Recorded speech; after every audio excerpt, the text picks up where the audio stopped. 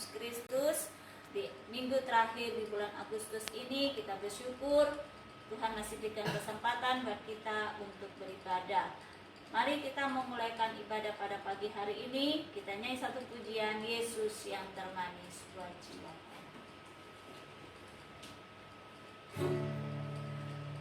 Yesus yang termanis buat jiwaku, buat jiwaku, buat jiwaku.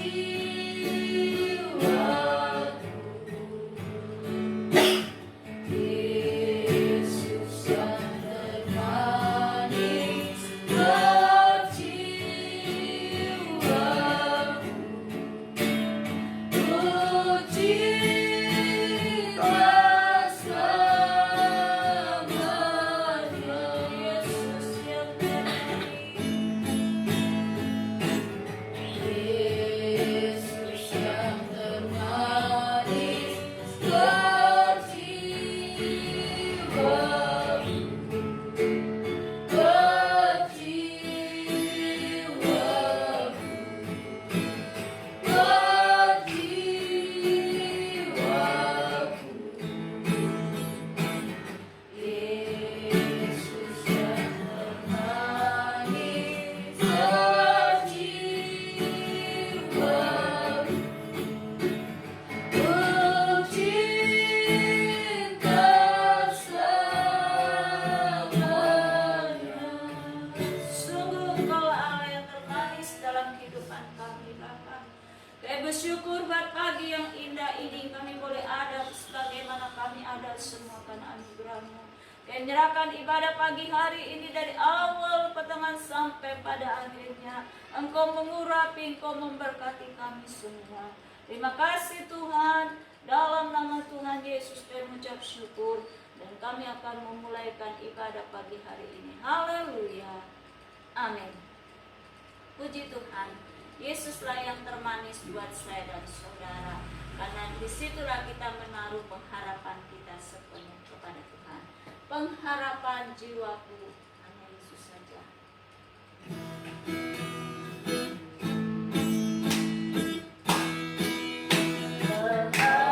Pengharapan jiwaku Yesus saja, yang mati atas perjuangan.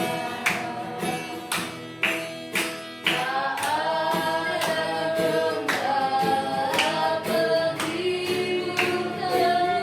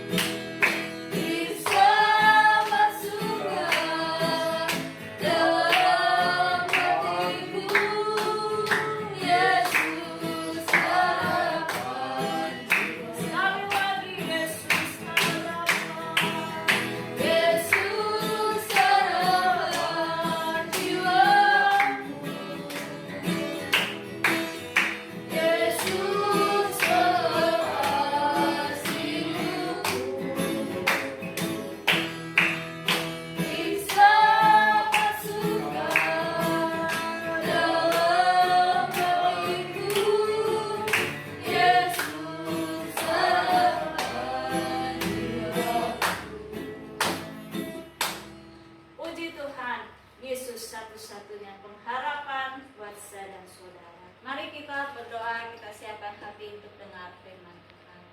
Allah Bapa kami dalam sorga, dalam nama Tuhan Yesus, terima kasih Tuhan. Biar lewat puji-pujian yang kami naikkan boleh menjadi kekuatan bagi kami semua. Sebentar kami mau dengar firman-Mu, berfirman-Lah ya Tuhan buat kami, urapi hamba-Mu, urapi kami semua. Biar dengan firman-Mu boleh menuntun kami dalam jalan kebenaran firman-Mu. Dalam nama Tuhan Yesus Kristus kami mengucap syukur dan kami terima firman Tuhan. Haleluya. Amin. Shalom, salam sehat sejahtera buat kita semua. Renungan kali ini saya beri judul Kerukunan Mendatangkan Berkat Tuhan. Mari kita baca satu perikop dalam kitab Mazmur pasal 133. Mazmur 133 ayat pertama sampai ayat 3. Nyanyian Ziarah Daud. Sungguh alangkah baiknya dan indahnya apabila saudara-saudara diam bersama dengan rukun. Seperti minyak yang baik di atas kepala meleleh ke janggut, yang meleleh ke janggut Harun dan ke leher jubahnya. Seperti embun gunung Hermon yang turun ke atas gunung-gunung Sion. Sebab kesanalah Tuhan memberitakan berkat kehidupan untuk selama-lamanya. Perikop ini merupakan syair dari sebuah lagu yang disebut sebagai nyanyian Ziarah Daud. Nyanyian ziarah adalah lagu yang dinyanyikan oleh para musafir sepanjang perjalanan mereka menuju Yerusalem untuk beribadah di Bait Allah. Dalam lagu ini, Daud membayangkan atau mungkin juga merasakan betapa baik dan indahnya kerukunan itu. Daud mengumpamakan kerukunan itu seperti minyak yang baik yang meleleh dari kepala sampai ke janggut dan ke leher jubah Harun. Ternyata kalimat ini mengacu pada ucapan Allah dalam peristiwa pentahbisan Harun sebagai imam besar, tertulis dalam kitab Keluaran pasal 29 ayat 7. Sesudah itu kau ambillah minyak urapan dan kau tuang ke atas kepalanya dan kau urapilah dia. Yang dimaksud kepalanya dalam ayat ini adalah kepala Harun. Dalam upacara pentahbisan itu, Harun diurapi minyak, yaitu minyak urapan kudus. Minyak urapan kudus dalam bahasa Ibrani semen hamisah. Minyak urapan kudus adalah merupakan syarat penting dalam pentahbisan imamat dan imam besar, serta dalam konsekrasi atau pengudusan peralatan yang ada dalam kemah suci. Itu tertulis dalam kitab Keluaran 30 ayat 46. Jadi tujuan dari pengurapan dengan minyak urapan kudus adalah agar orang-orang atau benda-benda yang diurapi menjadi kodes atau maha kudus. Dengan minyak urapan yang mengalir dari kepala meleleh ke janggut dan ke jubah Harun itu, maka Harun sah sebagai imam besar yang sudah dikuduskan dan berwenang untuk menjadi pengantara orang-orang Israel dengan Allah. Jabatan imam besar adalah kedudukan yang paling penting dan paling istimewa bagi bangsa Yahudi. Dan sebagai imam besar, mereka punya hak serta wewenang yang istimewa pula. Tidak semua orang bisa ditahbiskan sebagai imam besar. Hanya orang-orang pilihan Tuhan yang sudah dikuduskan dengan minyak urapan yang bisa menjabat sebagai imam besar. Menurut pemazmur, kerukunan itu ibarat minyak urapan yang akan menjadikan kita sebagai umat pilihan Tuhan, umat yang kudus, seperti tertulis dalam 1 Petrus 2 ayat 9a.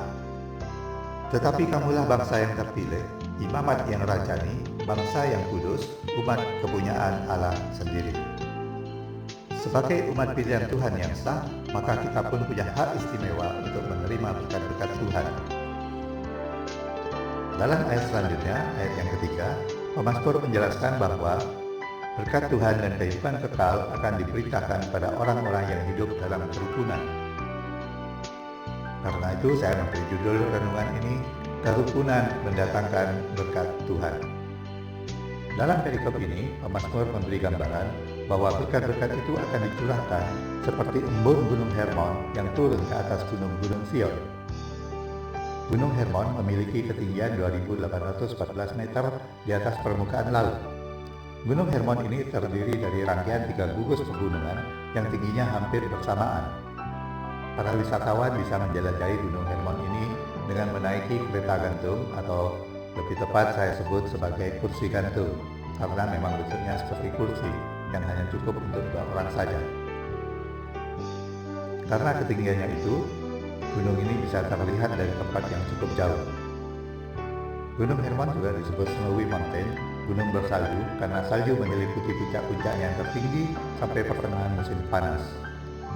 Di Israel tidak ada salju walaupun musim dingin, kecuali di puncak Gunung Hermon ini. Salju yang mencair dari gunung ini meresap dalam bebatuan dan lubang-lubang yang kemudian menjadi mata air dari Danau Galilea dan dari situ mengalir ke Sungai Yordan dan bermuara di Laut Mati. Embunnya juga menyegarkan tanaman dan membasahi semua pepohonan yang ada di sekitarnya.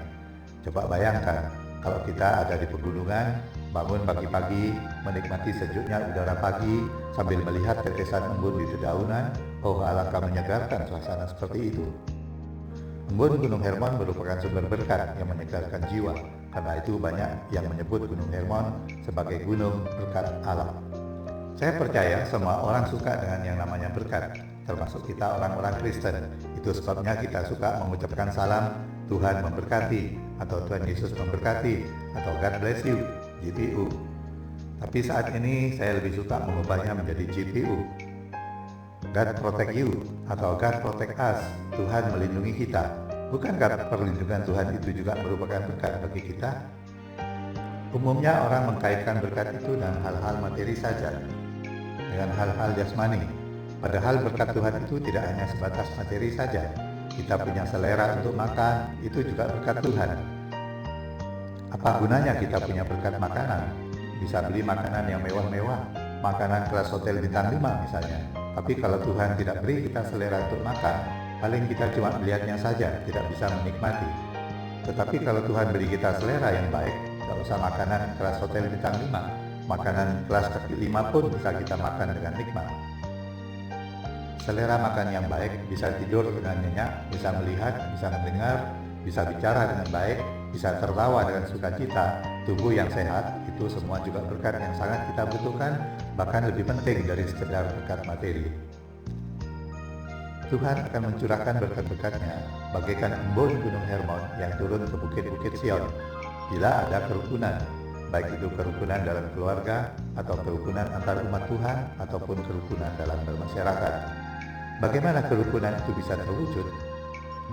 Ada satu kata sebagai kunci untuk mewujudkan kerukunan, yaitu tenggang rasa, yang artinya ikut menghargai atau menghormati perasaan orang lain, atau yang biasa disebut juga toleransi.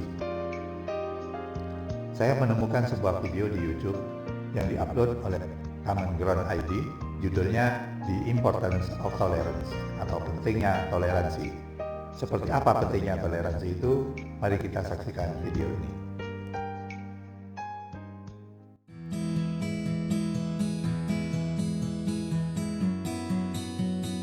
Jika Tuhan mau, Dia bisa saja ciptakan kehidupan ini seragam, semua sama. Tapi Tuhan tidak melakukan itu. Alam ini diciptakan warna-warni.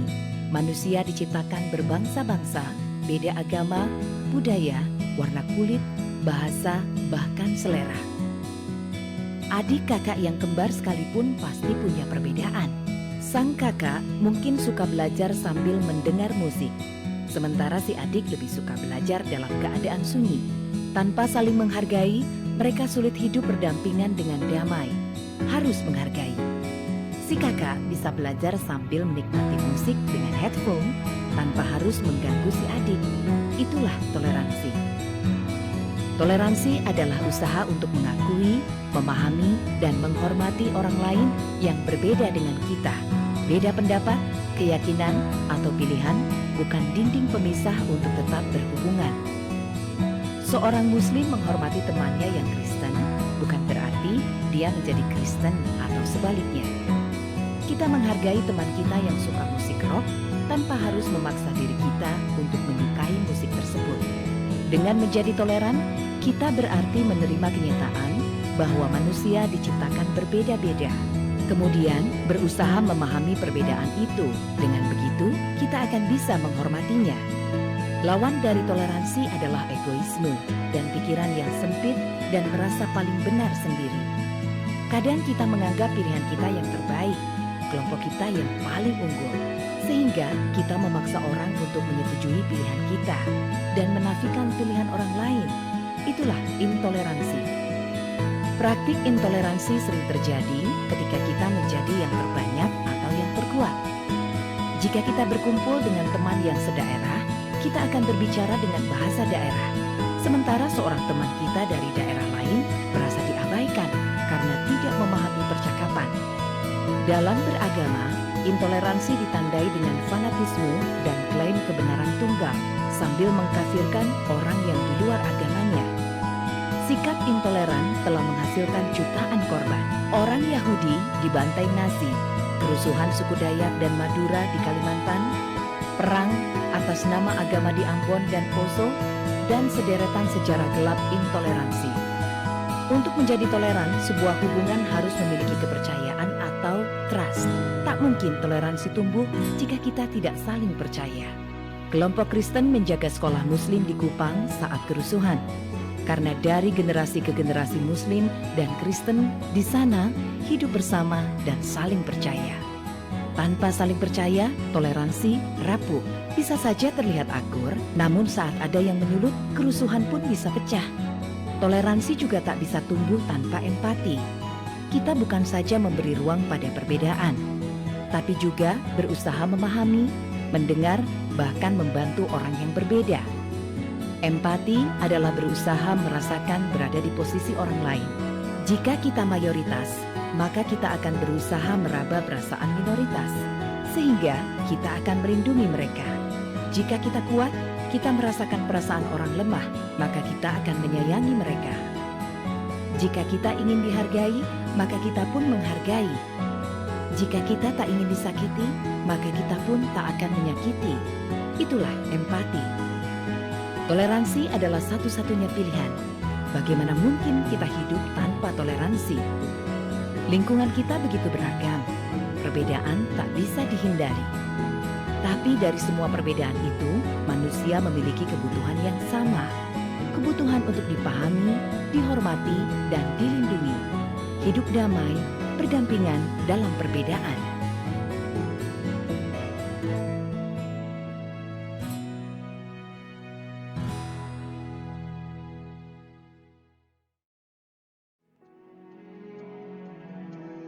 Itulah tentang pentingnya toleransi untuk mewujudkan kerukunan, dan dalam video itu kita juga lihat contoh-contoh toleransi dalam kehidupan sehari-hari yang intinya adalah tidak egois dan mau menghargai pendapat atau kepentingan orang lain. Saya mau tambahkan, memakai masker saat ini juga merupakan bentuk toleransi kita terhadap sesama.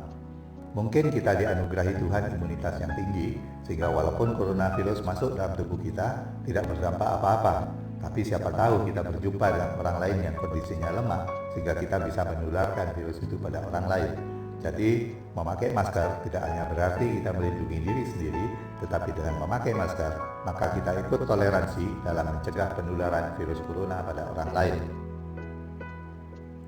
Dalam kehidupan sehari-hari, berbeda pendapat, berbeda pandangan, ketidakcocokan adalah hal yang wajar, yang bisa terjadi dimanapun, baik dalam keluarga, ataupun di dalam gereja, atau di antara sesama umat Tuhan.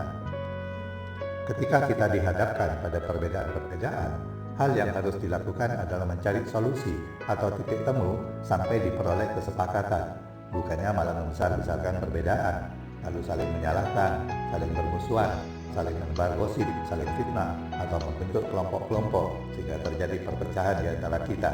Jika hal ini yang terjadi, itu sama artinya kita sedang dipermainkan oleh iblis dan termakan oleh siasat iblis untuk menciptakan kekacauan. Rasul Paulus menulis dalam 1 Korintus 14 ayat 33, sebab Allah tidak menghendaki kekacauan, tetapi damai sejahtera.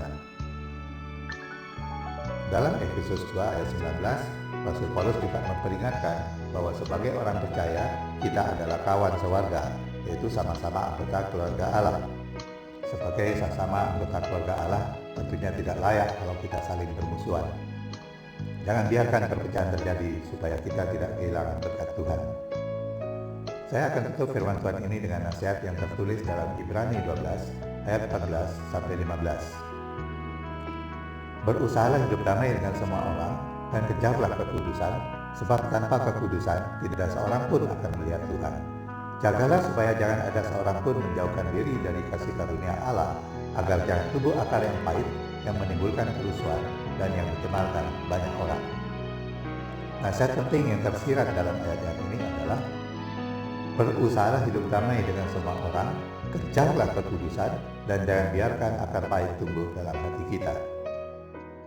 Ciptakanlah kerukunan dalam keluarga, dalam sesama umat Tuhan, dalam masyarakat, sebab kesanalah Tuhan memberitakan berkat kehidupan untuk selama-lamanya. Kiranya Tuhan memberkati dan melindungi kita. Mari kita berdoa.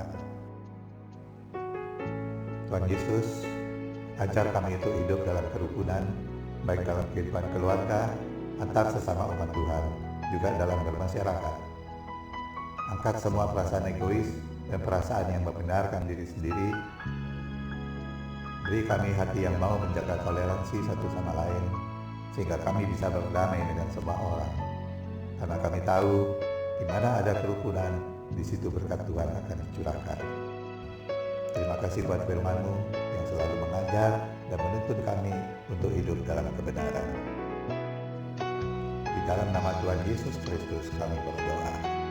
Amin. Mari kita nyanyi satu pujian Yesus yang termanis buat jiwa.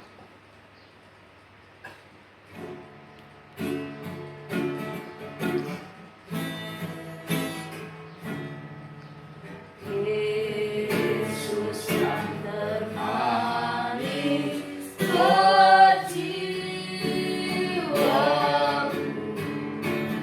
buat jiwaku,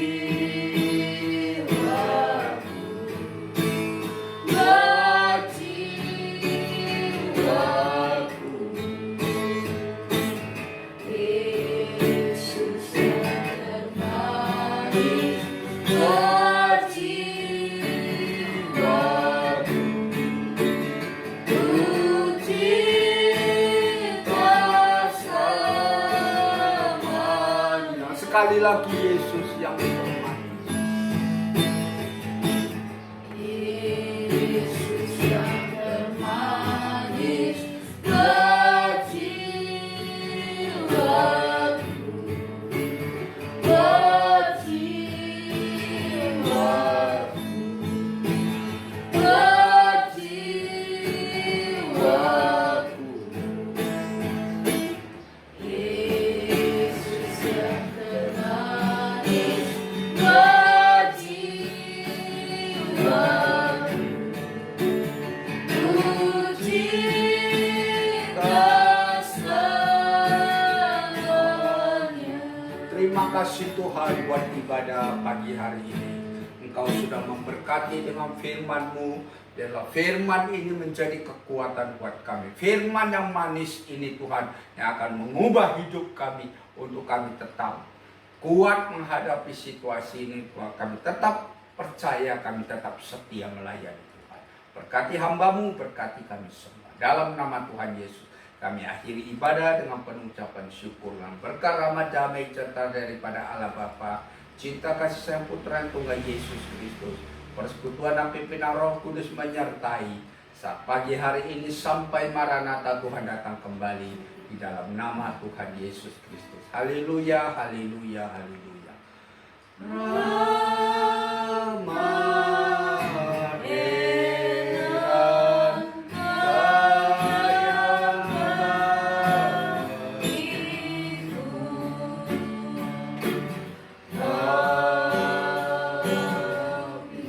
Amin. Selamat pagi, Tuhan memberkati.